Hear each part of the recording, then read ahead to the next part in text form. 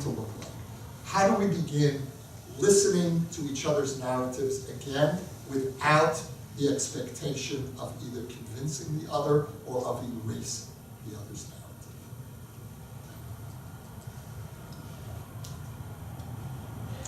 So to end the occupation, Israelis need to believe that their legitimacy will not be called into question the day after withdrawal. The worst way to peace, one of the great threats to peace, is to push Israelis into a corner, to isolate and to demonize. And the assault on our history, on our connection to the land we share with the Palestinians, this ongoing assault which takes many expressions in the Palestinian media, throughout the Arab world. There is a relentless questioning of the legitimacy of Jewish history, of the Jewish connection to the land. You hear it in Mahmoud Abbas's speeches in the UN, where he'll speak about Jerusalem and refer to the Islamic and Christian roots and not the Jewish roots of Jerusalem. You see it in the UNESCO resolutions, which will refer again to the Muslim and Christian roots of Jerusalem, to the Muslim roots of Hebron, without mentioning the Jewish historical roots. That is a disaster, and I have no intention of arguing the history of that now, but the consequences of that denial on the Israeli front. And if we are trying to figure out how do we end the occupation, the last thing you're going to want to do is to reinforce Israeli fears that they are living under siege and that the whole world is against them and that there is no legitimacy to our story. Which is one reason that I would argue that BDS is the worst tactic. If the goal is to get Israel out of the West Bank, BDS is not the way to do it. BDS is the greatest gift to the Israeli right, because it reinforces the world view of Israeli right-wingers who say, what do you expect? They, the non-Jewish world, always hated us, and they always will hate us. It's not a coincidence that only Israel, out of all the countries of the world, all the beautiful countries in the world, only Israel is targeted by a systematic campaign of delegitimization and boycott. That reinforces the deep Israeli fear that this is not about peace. It's not about a two-state solution. It's ultimately about erasing Israel from the land. And so those are the fears that I'm trying to address in this book. By opening this conversation, by seeing whether I have partners in Palestinian society for a very difficult conversation. A conversation that's not intended to replace peace negotiations, but in some way to try to help prepare the ground in the long term, by creating a new language with which we can begin to speak about the conflict and its resolution.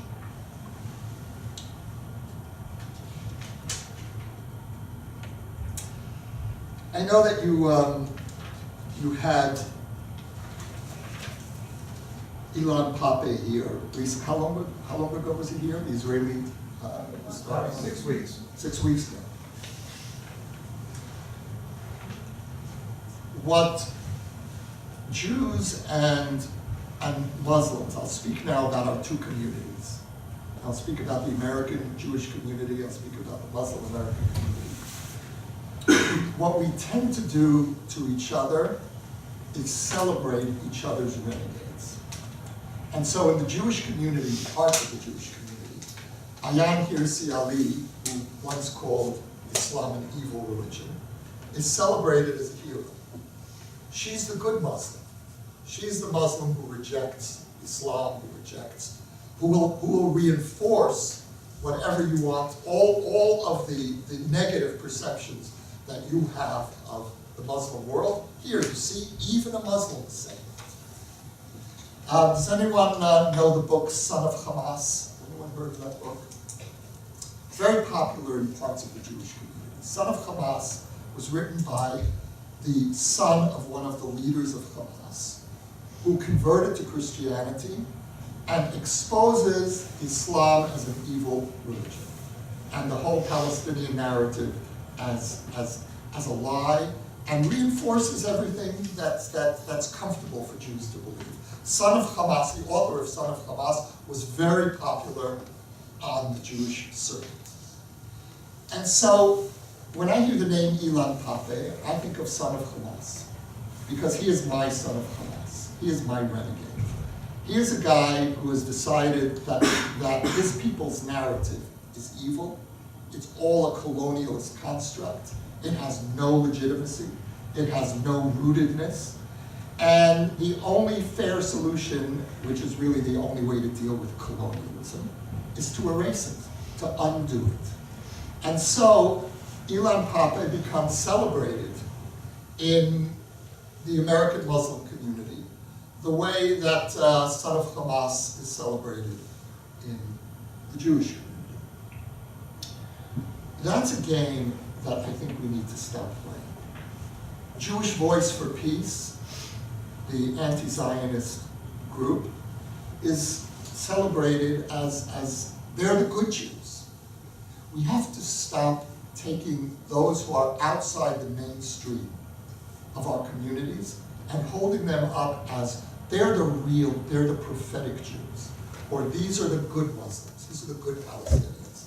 I'm interested in a conversation with people who come out of the heart of the Palestinian experience, who come out of the heart of the Muslim world, and who are not ashamed of their narrative, who uphold their people's story, but may have that very subversive trait known as curiosity. Curiosity is really a dangerous trait, and we're seeing just how dangerous it is in the current discourse. You're not supposed to be curious about the other side, whatever the other side is. Whatever your side is, you're not supposed to ask yourself the question, how does the other side think? How did they get to see the world the way that they do? Because if you think that way, you may find yourself taking the next step, even more dangerous step, which is empathy. And I found that happened to me on the journey that I took 20 plus years ago into Palestinian society. I was curious. I live in Jerusalem. I'm surrounded by Islam and Christianity. And I had the fatal mistake of being curious. Who are these people? Who are the Palestinians? How do they see the conflict? I know how I see the conflict. I know what my 4,000-year narrative is about my presence in the land. What do the Palestinians think? As soon as you ask yourself that subversive question, you're opening yourself up to the danger of empathy. And you're not supposed to have empathy for the enemy. The enemy is evil. Again, whatever the enemy is. And for me, as a religious person, I see one of two ways of being religious. You could be a fundamentalist, and that's true politically as well. It's true, you can be a right-wing fundamentalist, you can be a left-wing fundamentalist. For me, there are two ways of being a religious person. Either to be enclosed in my own self-referential world, where everything makes sense, everything reinforces all the other worldviews, or you can open yourself up to the very dangerous experience of trying to encounter the diversity that God created in this world. And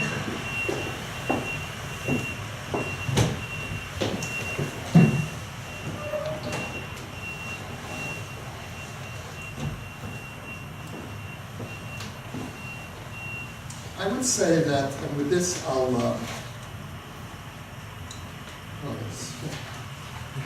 we have another 3 hours.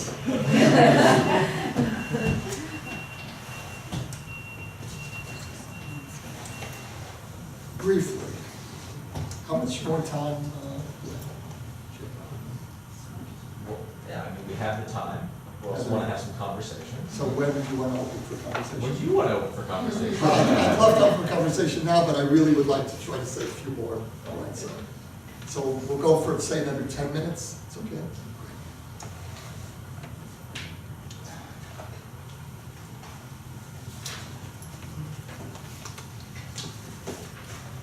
One of I'd say the book presents three challenges to the conventional wisdom of peacemaking. The first is what I alluded to just a moment ago, which is the need to respect the place of religion in this conflict, and that's what you spoke about, Jay. And the conventional wisdom in the West is that religion is part of the problem, and what you need to do is keep religion as far away from the conflict as possible. I don't know how many of you saw this was being distributed outside, the review of my book that appeared in the New York Times. It's worth reading. I also wrote a response, which I hope is worth reading too. It's online. And one of the points that Raja Shahada, the Palestinian writer who wrote the review, makes is that religion takes center stage in my book. And that, as you said in about Gershom Scholem, this is a national conflict. Let's not bring religion into it. You might have been able to say that in the 1920s when Scholem did. Even then, I don't think it was true. But it is certainly not true. There would be no settlement movement today if it wasn't for religion. And Hamas is on the ascendancy, and Hamas is not an ideological movement, it's a theological movement.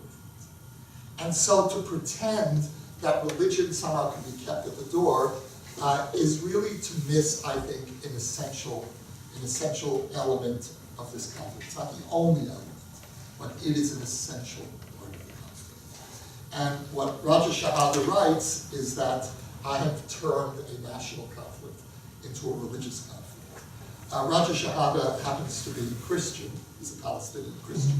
And my book is written very deliberately to a Palestinian Muslim, and I think that also might be part of the subtext of what he was objecting to, and I understand that because from his point of view, I'm writing him out of the conflict. And so to that extent, and I understood I was doing that by writing to a Muslim Palestinian, but I feel that that has become in some ways the heart of this conflict that we need to address. The second element, the second challenge of this book to the conventional wisdom of peacemaking is that we need to leave narrative outside of negotiations. And narrative is the cumulative memories, traumas that each side is carrying. And every day that this conflict persists, those memories and traumas accumulate even more. And the problem, in the West, in America, you have an expression, oh, that's history, and which means it's irrelevant. In the Middle East, when you say that's history, people start paying attention seriously. Oh, that's history. That's me. That's my being. We, in the Middle East, and this is what Arabs and Jews share, we are not disembodied drifters in time. We are anchored in the centuries and millennia of our experiences. We are in constant dialogue with our past. And so there is no way to make peace in the Middle East without in some way addressing our conflicting narratives, which will, as I said earlier, remain in conflict, but need to somehow be softened. And the final challenge of the book, this is probably the most controversial, is that future peacemakers are going to need to frankly accept the legitimacy of each side's maximalist claims as starting points, not as endpoints.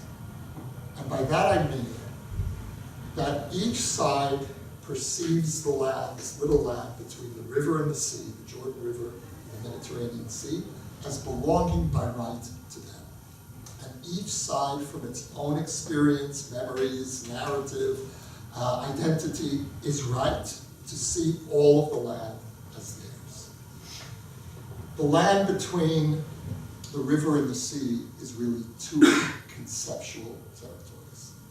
It is the land of Palestine, all of it, including what is now the state of Israel, and it is the land of Israel, all of it, including what is now the West Bank. If we're going to have peace, each side is going to need to impose on itself a profound act of injustice. It will be a grave act of injustice, historically, to deny the Palestinians all of Palestine. It will be a grave act of injustice from my point of view to deny the Jewish people all of the land of Israel. But if we're going to solve this problem, then we need to acknowledge that the greatest enemy to peace is absolute justice for either side. If either side insists on absolute justice for their side, it means denying a measure of justice to the other side. And so the compromise is going to need to be that the state of Israel cannot be the same as the land of Israel, and the state of Palestine cannot be the same as the land of Palestine. That is the basis of partition. One reason I believe that partition has eluded us so far, and partition has been on the table since 1937 as an option. And one reason that partition keeps eluding us is because neither side really wants it. Neither side, both sides believe that partition is a profound injustice, and they're both right. And so this fiction of the international community that a two-state solution is the absolute, it's the expression of justice.